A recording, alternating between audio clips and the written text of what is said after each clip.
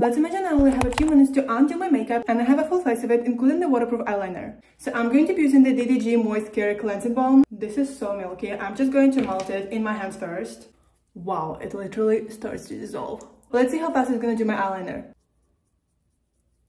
Wow, this is actually a waterproof eyeliner. They claim that they can dissolve the makeup in 10 to 13 seconds. Well, I actually think it's working. Definitely. That was the first reason I decided to use this cleansing balm, but the second reason is that it actually is a makeup balm and a cleanser 2-in-1.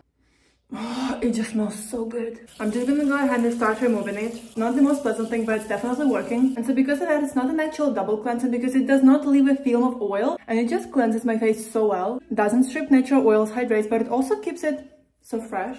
But if you ask me what I like more than this cleansing balm, I will show you its travel version because I've never seen a travel-sized cleansing balm. I can just take a bunch of them, put them in my travel bag, and I'm good to go.